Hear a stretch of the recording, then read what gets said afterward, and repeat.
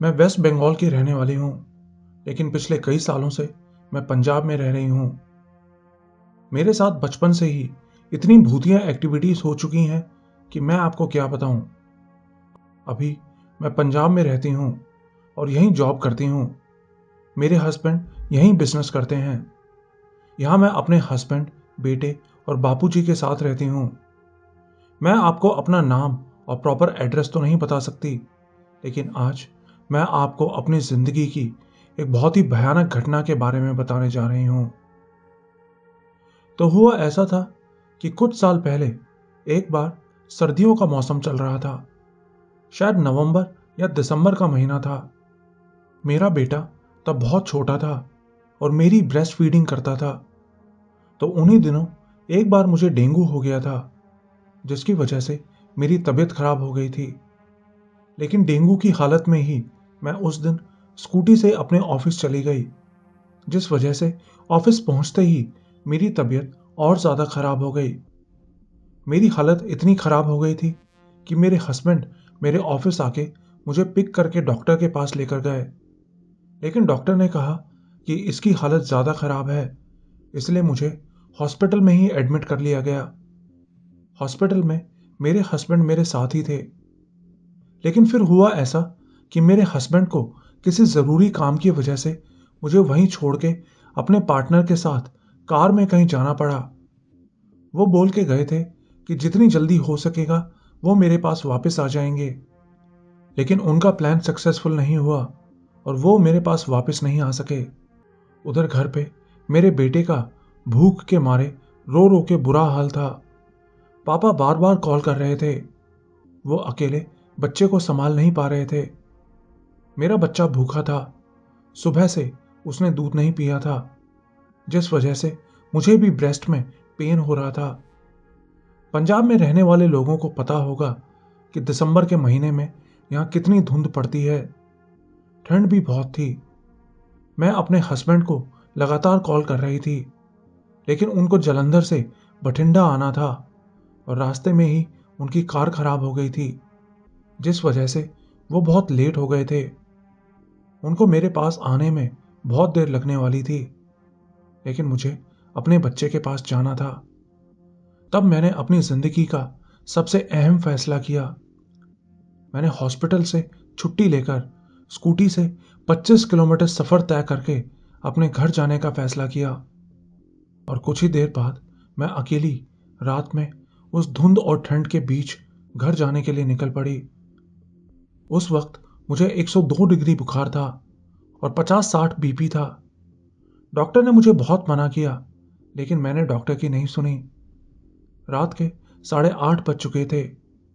Hospital के बाहर बिल्कुल सुनसान हो चुका था। मुझे पता था मेरी स्कूटी के अंदर ओढ़ने के लिए एक लोई रखी थी। मैंने जाके स्कूटी खोली तो देखा कि उसमें कुछ और सामान भी पड़ा था, जैसे फ्रूट्स वगैरह। शायद मेरे हस्बैंड ने दिन में ये सामान लेके उसमें रख दिया होगा, क्योंकि तब तक उन्हें भी नहीं पता था कि हम इतना लेट हो जाएंगे। मैंने लोई से अपने आप को अच्छे से ढक लिया और वाहे गुरु जी को याद करके वहां से चल पड़ी। दिसंबर की रात थी, लेकिन मेरे लिए धुंध, ठंड कोई भी चीज मायने नहीं रखती थी। एक माँ होने के नाते उस वक्त मेरा दिल फटा जा रहा था, मेरे बेटे को याद कर करके। बार बार यही सोच रही थी कि मैं पहले क्यों नहीं चली गई, मैं हॉस्पिटल आई क्यों थी, बेटे को साथ क्यों नहीं ले आई। मुझे रोना आ रहा था। मैं फुल स्पीड में स्कूटी चलाती आ रही थी। बार बार ऐसा लग रहा था जैसे अभी अंधेरे में से कोई निकल के मेरी स्कूटी के सामने आ जाएगा। पर रब का नाम लेते हुए मैं आगे बढ़े जा रही थी। ऐसे ही कुछ दूर जाने के बाद एक टोल प्लाजा आया, तो मैंने वहां लाइट में अपनी स्कूटी रोकी और अपनी लोई ठीक करके फिर से चल पड़ी। साथ ही बता दूं कि तब तक मुझे पंजाब आए हुए ज़्यादा टाइम नहीं हुआ था। उस इलाके के बारे में भी मुझे ज़्यादा नॉलेज नहीं थी। थोड़ी देर बाद मैं अपने ऑफिस के पास पहुंच गई। अब मुझे खुशी हुई कि अब बस थोड़ा सा रास्ता बच गया है।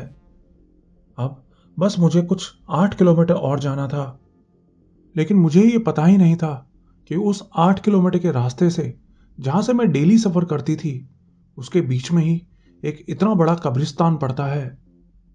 अब मैं उस रास्ते से आ ही रही थी कि अचानक पता नहीं क्या हुआ, मुझे लगा जैसे कोई चीज जोर से मेरी स्कूटी के टायर से टकराई हो। मेरी स्कूटी लड़खड़ाई और बैलेंस बिगड़ते ही मैं धड़ाम से सड़क पर जा गिरी।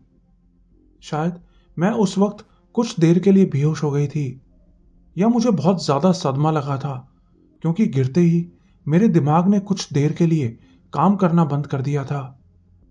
फिर जब थोड़ा होश आया तो देखा कि मैं बीच रास्ते में पड़ी इधर उधर देख रही थी। एक बार तो मुझे समझ ही नहीं आया कि मैं यहां कर क्या रही हूं। तभी मुझे याद आया कि मैं स्कूटी से गिर गई थी। अचानक से मेरी पूरी बॉडी में तेज दर्द होने लगा। चारों तरफ अंधेरा था। मेरी आंखों से आंसू निकलने लगे, लेकिन मुझे घर जाना था। मैं खड़ी होने की कोशिश करने लगी और तभी मुझे वो चीज दिखाई दी। मुझे रब दी सौं, मुझे नहीं पता वो क्या था। वो बस एक इंसान जैसा स्ट्रक्चर था जिसकी आंखें नहीं थी। आंखों की जगह बस काले गड्ढे थे और ऐसा लग रहा था जैसे उसकी हड्डियों के ऊपर चमड़ी का लेप लगा हो। शायद वो अपने चारों हाथ पैरों से, मतलब छाती के बल रेंगता हुआ वहां पर आया था, और वहां बैठा वो मेरी स्कूटी के अंदर से कुछ निकाल के खा रहा था। मेरी स्कूटी की सीट खुली हुई थी, शायद गिरने की वजह से, या पता नहीं उसने खोली थी, मुझे नहीं पता। लेकिन वो कुछ खा रहा था और खाते हुए बीच बीच में मेरी तरफ देख रहा था। उसको देख के मुझे लगा मैं फिर से बेहोश हो जाऊंगी। समझ ही नहीं आ रहा था कि ये कोई सपना है या हकीकत। एक बहुत ही गंदी सी बदबू मेरी नाक को सड़ा रही थी। मुझे उल्टी भी आ गई। वो मुझसे बस कुछ ही फीट दूर था, और तभी उस इंसान से दिखने वाले जानवर ने मेरी तरफ देख के एक बहुत अजीब सी आवाज निकाली। पता नहीं वो आवाज जैसे हंसी की थी या रोने की, लेकिन मैंने इससे पहले ऐसी आवाज कभी नहीं सुनी थी। मैं फिर से नीचे गिर गई। अब मुझे अपने सामने बस मौत दिखाई दे रही थी। उसने मेरी तरफ देखा और रेंगता हुआ मेरी तरफ आने लगा। मैंने उसी वक्त मूल मंत्र का जाप शुरू किया। बोली, वाहे गुरुजी, अब तू ही बचा। और उसके मेरे नजदीक आते ही मैंने एक जोर की चीख लगाई और चिल्ला के बोला, नानक नाम जहाज है, जो चढ़े सो उतरे पार। वाहे गुरुजी। मेरी चीख चारों तरफ गूंज उठी। फिर मैंने आंखें खोली तो देखा कि वो शैतान अब रेंगता हुआ सड़क के दूसरी तरफ चला गया था और दूसरी तरफ देख रहा था। शायद किसी गाड़ी की लाइट थी जिसकी तरफ वो देख रहा था। मेरे पास यही मौका था। पता नहीं वाहे गुरुजी ने कहां से इतनी ताकत दी। मैंने स्कूटी उठाई और जंप करके उस पर चढ़ के स्टार्ट की, और जितनी स्पीड से हो सका मैंने अपनी स्कूटी भगा दी। दिमाग सिर्फ वाहे गुरुजी को याद कर रहा था। और फिर पता नहीं कब मैं सीधा अपने घर के दरवाजे से आके टकराई और फिर से धड़ाम से नीचे गिर पड़ी। मेरे गिरने की आवाज सुन के बापूजी जल्दी से बाहर निकल के आए। मेरी ऐसी हालत देख के उनको लगा कि शायद मेरे साथ किसी ने कुछ गलत किया होगा। उन्होंने मुझे उठाया और घर के अंदर ले गए। अंदर जाके उन्होंने मुझे पानी पिलाया ही था कि मैं फिर से बेहोश हो गई। फिर जब होश आया तो सुबह के 3 बज रहे थे। मुझे ड्रिप लगी हुई थी और मेरा बेटा मेरे पास सो रहा था। मेरे हस्बैंड और बापूजी सामने सोफे पे बैठे थे। मुझे तेज बुखार था। मेरे हस्बैंड मुझे प्यार से रिलैक्स रहने के लिए बोल रहे थे। शायद उन्हें भी तब तक यही लग रहा था कि मेरे साथ कुछ गलत हुआ है। मैं रोने लगी, पर कुछ भी कहने की हालत में नहीं थी। उन्होंने मुझे गर्म दूध पिलाया और मेडिसिन दे के सुला दिया। फिर सुबह मैं बहुत लेट उठी। सिर दर्द के मारे फट रहा था। फीवर, बॉडी पेन और बीपी भी लो था। पर धीरे धीरे मैंने पापा और हस्बैंड को रात की सारी बात बताई। तब उन्होंने मुझे बताया कि जिस बोर के पेड़ के नीचे तुम गिरी थी, उसके बिल्कुल साइड में ही वहां का सबसे बड़ा कब्रिस्तान है। तुमने कभी देखा नहीं क्या वहां से आते जाते? मैंने कहा नहीं तो, मुझे तो पता ही नहीं था उस कब्रिस्तान के बारे में। मैंने हस्बैंड से पूछा कि तुमने स्कूटी में क्या लेके रखा था। उन्होंने बताया कि हॉस्पिटल के बाहर मंडी पड़ती है, वहां मुझे अच्छी नीलम फिश मिली थी, तो मैंने लेके स्कूटी में रख ली, क्योंकि मुझे लगा था कि शाम को हम घर पहुंच जाएंगे। मुझे नहीं पता था कि मुझे जालंधर जाना पड़ेगा और इतना लेट हो जाऊंगा। तब मुझे एहसास हुआ कि वो अजीब सा जानवर मेरी स्कूटी से कोई फ्रूट नहीं बल्कि वो कच्ची मछली खा रहा था।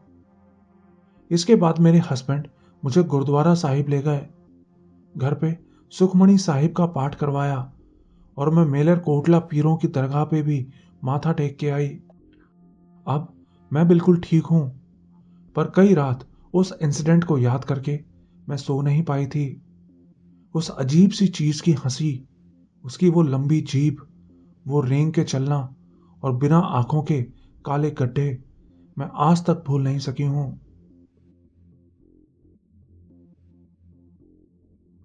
मेरा नाम सुप्रीत सिंह है। अभी तो मैं पंजाब के लुधियाना में रहता हूं, लेकिन पहले मैं दिल्ली में रहा करता था। आज मैं आपको 5 सच्ची कहानियां बताने जा रहा हूं, जिनमें से 3 दिल्ली की हैं और 2 पंजाब की। ये पहली कहानी साल 2000 की है। उस वक्त मैं 12 साल का था। हम लोग उत्तम नगर के मोहन गार्डन के एक ब्लॉक में रहा करते थे। घर में मेरे पेरेंट्स, मेरी बहन और दादी जी रहते थे। मेरा पूरा दिन स्कूल में ही बीत जाता था और दोपहर ट्यूशन में। मुझे अपनी दादी से बहुत प्यार था, लेकिन वो अब इस दुनिया में नहीं है। मैं हर रात 11 बजे तक पढ़ाई करता था। मैं स्टडीज में अच्छा था, इसलिए पापा ने मुझे एक अलग रूम दे रखा था और उसी रूम में मैं रात 11 बजे तक पढ़ाई करता था। मेरी सिस्टर भी मेरे साथ ही होती थी। उस वक्त वो 4th क्लास में पढ़ती थी। तो ऐसे ही एक रात मैं अपने रूम में बैठा पढ़ाई कर रहा था। जून का महीना था। रात के 11:30 बजे होंगे। पक्का यही टाइम था, क्योंकि उस वक्त मेरा पड़ोसी टीवी देखता था और उसके टीवी की आवाज ऐसी होती थी जैसे वो टीवी हमारे ही घर में लगा हो। तो रूम में बैठा मैं पढ़ाई कर ही रहा था कि तभी मुझे घर की सीढ़ियों पे एक अजीब सी किचकिच की आवाज आई। मेरा रूम फर्स्ट फ्लोर पे था और दादी तब मेरे ही रूम में लेटी हुई थी। आवाज सुन के पहले तो मैंने ध्यान नहीं दिया, क्योंकि मैं अपनी पढ़ाई में बिजी था। लेकिन फिर धीरे धीरे जब वो आवाज बढ़ने लगी तो मैंने लकड़ी वाला दरवाजा खोल के देखा कि कौन है जो मुझे डिस्टर्ब कर रहा है। मुझे लगा था कि ये पक्का मेरे पापा या मम्मी में से ही कोई होगा। पर जब मैंने दरवाजा खोला और जाली के गेट से बाहर देखा तो मेरे होश उड़ गए। मुझे एक मोटा सा आदमी, जिसने एक लंबा सा कुर्ता पहन रखा था, आंखें बिल्कुल काली और सिर पे सींग थे, वो मुझे बाहर खड़ा दिखाई दिया। वहां खड़ा वो मुझे और मैं उसे ही देखे जा रहे थे। उसको देख के मैं इतना डर गया कि मेरी तो सूसू भी निकल गई। तभी मेरी दादी ने मुझे आवाज दी। दादी की आवाज सुन के जैसे ही मेरा ध्यान उस पे से हटा तो वो आदमी वहां से गायब हो गया। मैंने फिर से उसकी तरफ देखा तो वो अब वहां नहीं था। फिर कुछ दिन बीत गए। वो आदमी मुझे कई दिनों तक दिखाई नहीं दिया। मैं भी इस बारे में भूल चुका था। लेकिन फिर एक रात, अगस्त का महीना था, रात करीब 1 बजे का टाइम था। बाहर तेज बारिश हो रही थी। मैं अपनी बालकनी में खड़ा बरसात को देख रहा था। साथ ही बता दूं कि मुझे मेरे घर में मेंढक कहते थे, क्योंकि मुझे बरसात बहुत पसंद थी। तभी अचानक मेरी नजर सामने लगे एक पोल पर पड़ी तो मुझे वही आदमी फिर से दिखाई दिया। वो वहीं उस पोल के नीचे खड़ा था। इस बार मैं उसको बिल्कुल साफ साफ देख पा रहा था। काली काली आंखें, लंबे बाल, और वो इतना मोटा था, या कहूं कि इतना हट्टा कट्टा था। उसको देखते ही मैं वहां से अंदर अपने रूम में भागा। बैल्कनी में जहां मैं खड़ा था वहां से मेरा रूम थोड़ा दूर पड़ता था। साथ ही बता दूं कि मैं भगवान शिव जी को बहुत मानता हूं। मैं ओम नमः शिवाय बोलता हुआ वहां से भागने लगा, लेकिन फिर भाग के मैं रूम के अंदर घुसा और जैसे ही जाली का दरवाजा बंद करने के लिए मुड़ा तो वो मुझे फिर से दिखाई दिया। वो अभी भी वहीं खड़ा था और मुझे देख के हंस रहा था, आंखें बिल्कुल लाल। बस जाली का दरवाजा ही था हम दोनों के बीच में। मैंने अपनी आंखें उस पे से हटाई और जल्दी से दरवाजा बंद करके 3 बार माला जाप करके सो गया। अगले दिन मैंने ये बात अपने घर वालों को बताई, पर किसी ने विश्वास नहीं किया। लेकिन मेरे एक दोस्त ने भी ये सब देखा था। मैंने उससे पूछा कि जब तू ये सब देख रहा था तो मेरी हेल्प करने क्यों नहीं आया। तो उसने बोला कि उसने अपने रूम के अंदर से जब ये सब देखा तो वो इतना डर गया कि उसके मुंह से आवाजें निकलनी बंद हो गई थी। मेरे लिए ये सब इतना भयानक था कि आज भी मैं रात को अकेले बाहर नहीं जाता। ये अगली कहानी जो मैं बताने जा रहा हूं, ये साल 2005 की है। मैं तब 11th क्लास में पढ़ता था। मैं जहां रहता था वहां मेरे बहुत सारे अच्छे दोस्त थे, जिनमें से एक लड़के से मेरी इतनी अच्छी दोस्ती थी कि रक्षाबंधन पे हमारी लड़ाई होती थी कि पहले कौन राखी बंधवाएगा, क्योंकि जिसको भी पहले राखी बंधेगी वो ही पूरा साल बड़ा भाई बन के राज करेगा। तो बात ऐसी है कि मेरे घर के पास में ही एक 3 मंजिला मकान था जो किराए पर चढ़ा हुआ था। नवंबर का महीना था। मैं और मेरा वो दोस्त रात भर साथ ही रहते थे और कभी कभी एक साथ सोते भी थे। मेरी बहन एज यूजुअल नीचे ही सोती थी। दादी जी की डेथ हो चुकी थी। उन्हीं दिनों हमारी कॉलोनी में एक अफवाह फैली हुई थी कि कोई औरत या कोई आदमी रात में उस 3 मंजिला मकान के सेकंड फ्लोर की ग्रिल पर बैठा होता है। कॉलोनी के बहुत से लोगों ने उसको रात में वहां बैठे देखा था, खासकर उन लोगों ने जो रात को ऑफिस से घर आते थे। इस बात की लोगों में बहुत दहशत फैली हुई थी। कोई उसे पागल औरत कहता था तो कोई कहता था कि वो मंकी मैन है। जो भी था, लेकिन पूरी कॉलोनी में उस चीज का डर फैला हुआ था।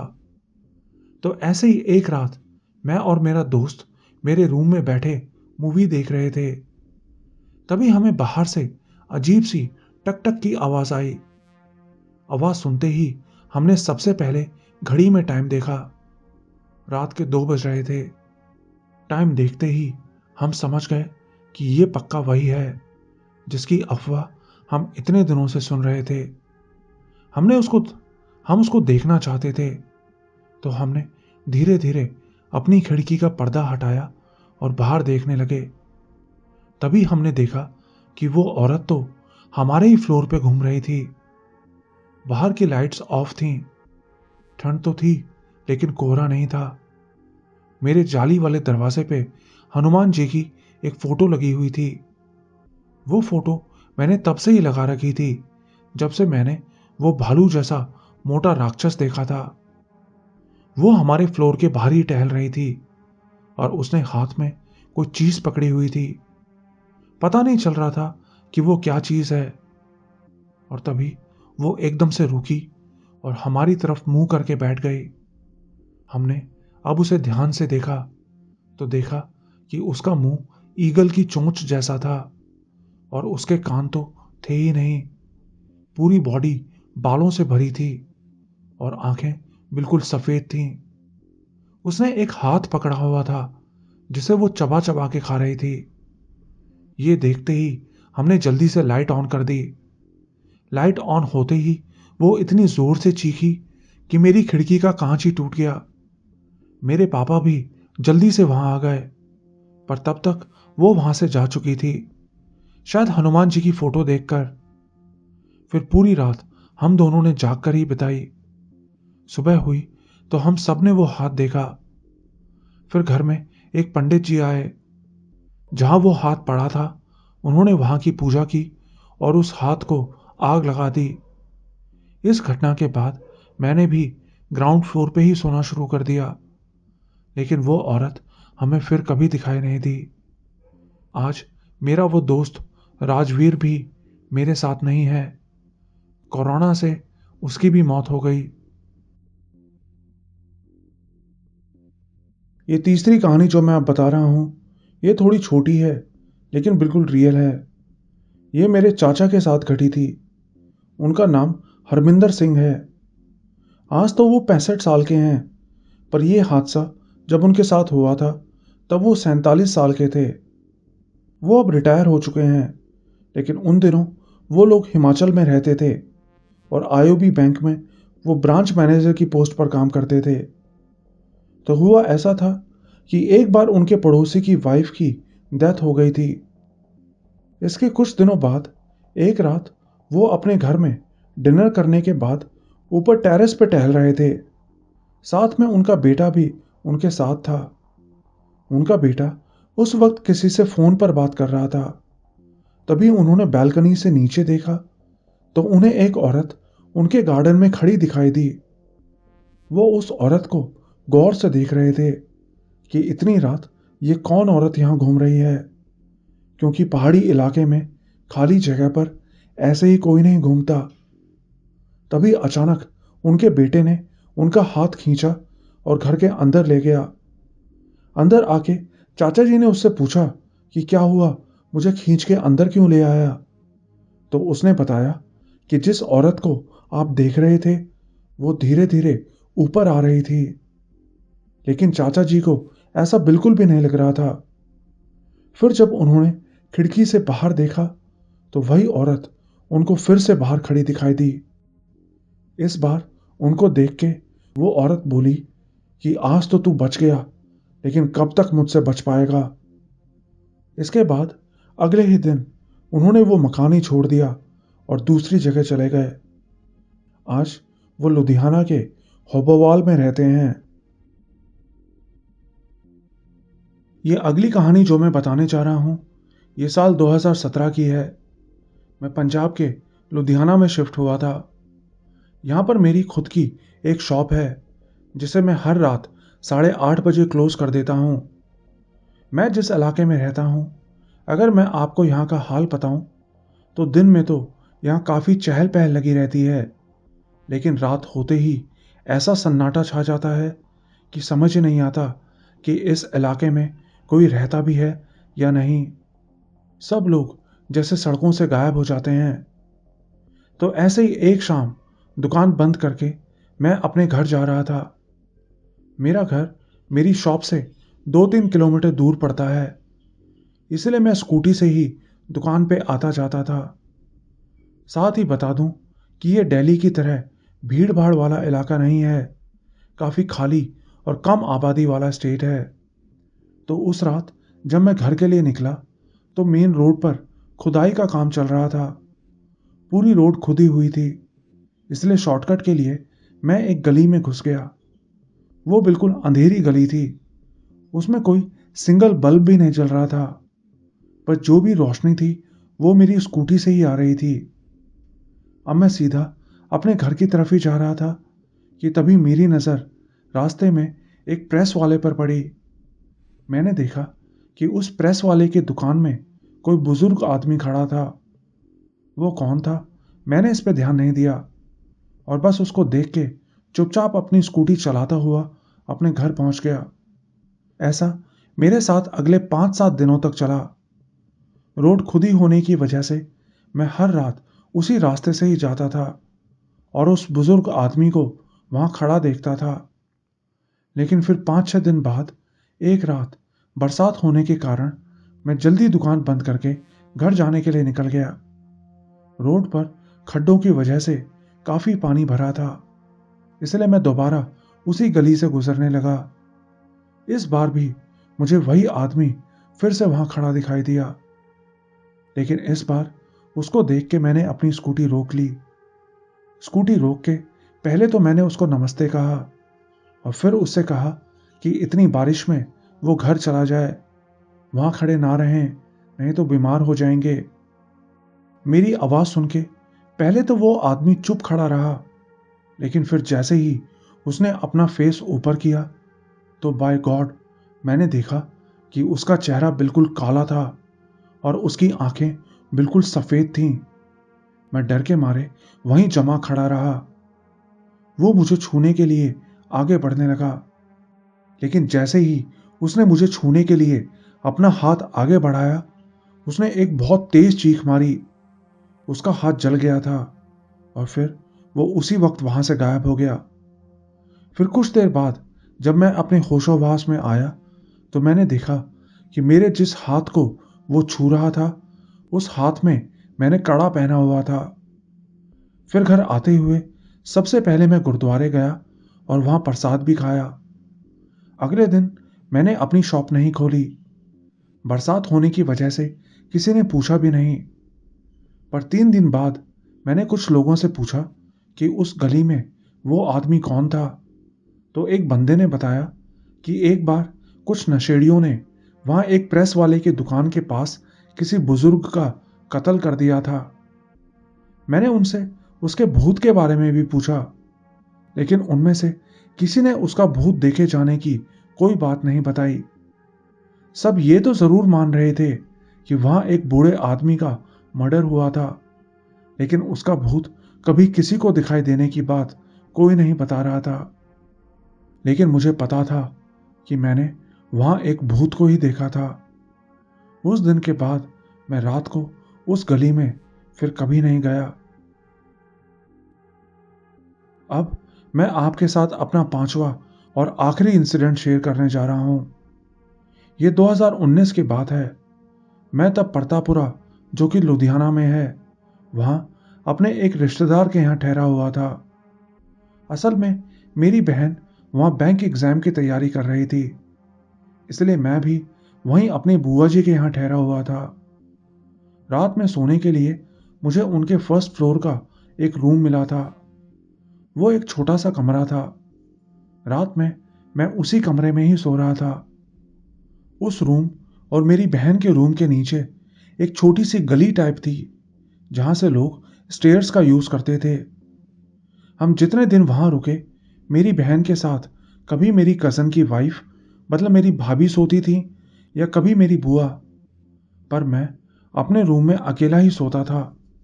मैंने अपने रूम के दरवाजे पर एक छोटी सी हनुमान जी की फोटो भी टांग रखी थी, क्योंकि रात को कभी कभी मुझे बहुत डरावने सपने आते थे। तो ऐसे ही एक शाम हमें खबर मिली कि मेरे पापा जी के बड़े भाई यानी ताया जी की डेथ हो गई है, डेंगू की वजह से। पूरा परिवार शोक में डूबा था। उस दिन मेरी बुआ जी और मेरे कजन दिल्ली गए हुए थे। घर पर सिर्फ मैं, मेरे फूफा जी, भाभी जी, मेरी बहन और उनका एक कुत्ता भालू था। फिर उसी रात, मुझे तारीख तो याद नहीं, पर वो दिवाली के आसपास का टाइम था। रात में डिनर करने के बाद मैं अपने रूम में लेटे हुए पिटबुल के सॉन्ग सुन रहा था। रात के 10:30 बजे होंगे।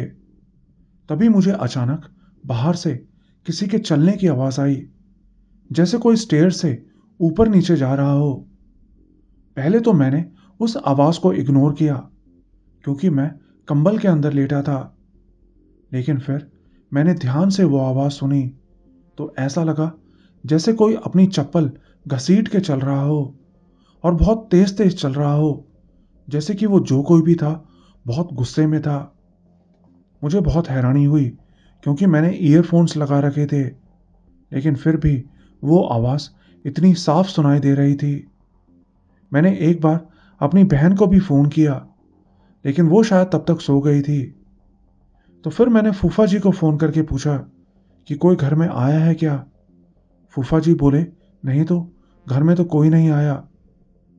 अब मैंने भी ज्यादा कुछ ना सोचते हुए अपने रूम की लाइट ऑफ की और गाने सुनते सुनते सो गया। सोते सोते रात में मेरी आंख खुली। मुझे प्यास लगी थी। कमरे में घुप अंधेरा था। मैंने टाइम देखा तो रात के 2 बजे हुए थे। पानी पी के मैंने जैसे ही ग्लास रखा, मुझे एकदम से किसी के ताली मारने की आवाज आई। आवाज कमरे के बाहर से आई थी। मैं डर गया। मुझे यकीन था कि ये कोई घर का बंदा नहीं हो सकता। लेकिन फिर ये था कौन? शायद कोई चोर। लेकिन थर्ड फ्लोर का दरवाज़ा तो मैंने ही लॉक किया था, तो ये कौन वहां घुस आया था? मैं कुछ मिनटों तक वैसे ही बैठा रहा और फिर थोड़ी देर बाद फिर से वैसी ताली की आवाज़ आई। अब तो मुझे बहुत डर लग रहा था। मैंने महादेव का नाम जपना शुरू कर दिया। थोड़ी देर बाद मुझे किसी के स्टेयर्स पर चढ़ने की आवाज़ आई। आवाज़ बिल्कुल साफ थी। तभी अचानक मेरा फ़ोन वाइब्रेट हुआ। मैंने फ़ोन उठाया तो देखा कि कॉल मेरी बहन की थी। मैंने कॉल उठाई तो वो बोली, पा, बाहर तू है क्या? मुझे बहुत डर लग रहा है। बस उसकी बात सुन के मेरा पेशेंस खत्म हुआ। मैं उठा और हाथ में हनुमान जी की फोटो लेके जैसे ही मैंने अपना दरवाज़ा खोला, वो मुझे सामने ही खड़ी दिखाई दी। खुले बिखरे बाल, काली आंखें, उल्टे पैर और दांत इतने नुकीले कि अगर कोई इंसान उसकी चपेट में आ जाए तो वो तो उसको आसानी से काट फाड़ दे। तभी वो बोली, हा हा, तू बच इसलिए गया क्योंकि ये थे तेरे साथ, लेकिन कल से अगर तू मेरे कमरे में सोया तो मैं तुझे और तेरी बहन को मार डालूंगी। इतना कह के वो वहां से गायब हो गई। फिर मैं जल्दी से अपनी बहन के रूम में गया, उसे हिम्मत दी और उसके रूम में ही सोफे पे सो गया। अगले दिन जब मैंने फूफा जी से इस बारे में पूछा तो उन्होंने बताया कि उस रूम में एक औरत ने सुसाइड किया था, लेकिन बाद में उन्होंने वहां पूजा करवा ली थी। लेकिन मैंने उन्हें रात की पूरी बात बताई तो पहले तो वो नहीं नहीं करने लगे, लेकिन जब मैंने उन्हें उस औरत का नाम बताया, डॉली, तो उनकी सिट्टी पिट्टी गुम हो गई। उस दिन के बाद मैं और मेरी बहन नीचे ही सोते थे। लेकिन जब वहां हमारा आखिरी दिन था तो रात को हमें भाभी जी की चीख सुनाई दी। उनको भी उस चुड़ैल के दर्शन हो गए थे। भाभी ने बताया कि उस रूम के अंदर कोई बैठा हुआ था, लेकिन उनको सिर्फ उसका पिछला हिस्सा दिखाई दिया, जबकि वो रूम बाहर से लॉक्ड था। उस रात मुझे बस मेरी बहन की आवाज ने हिम्मत दी, क्योंकि मेरी बहन ही मेरे लिए सब कुछ है। अगर उसे हल्की सी भी आंच आ जाती तो मैं उस चुड़ैल और उसके रिश्तेदारों को मार डालता।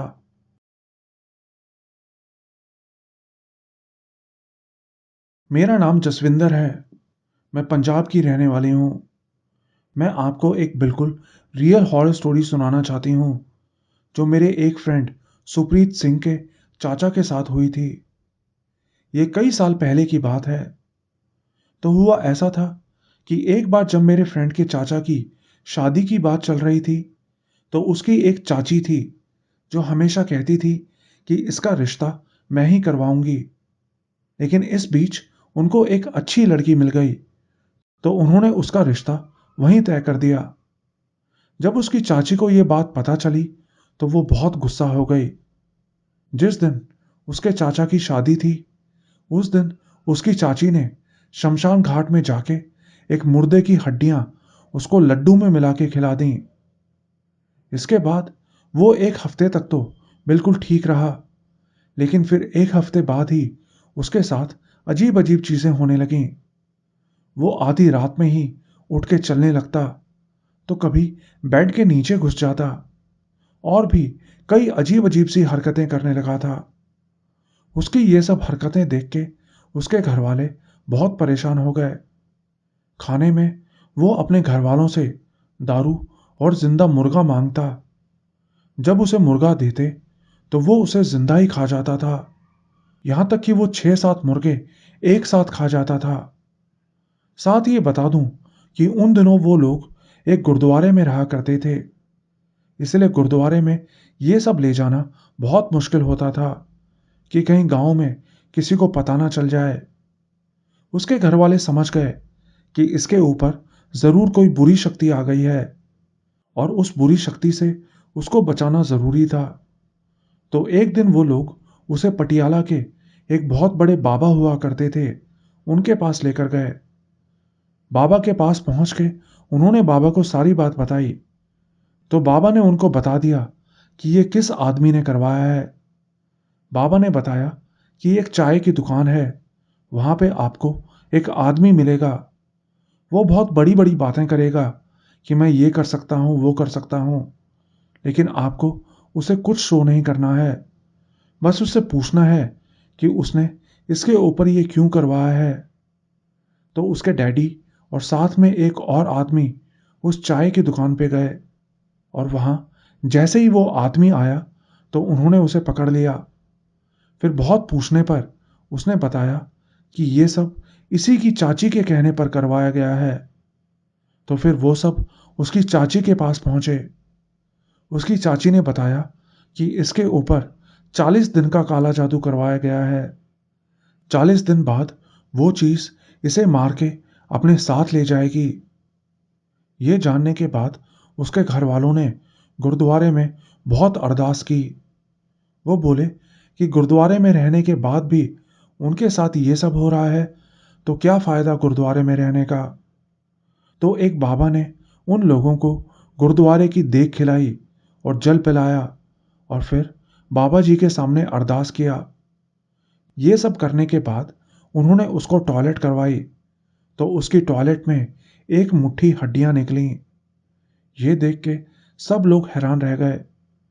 इसके बाद वो चीज जो उसके शरीर के अंदर घुसी हुई थी वो भी रोने लगी।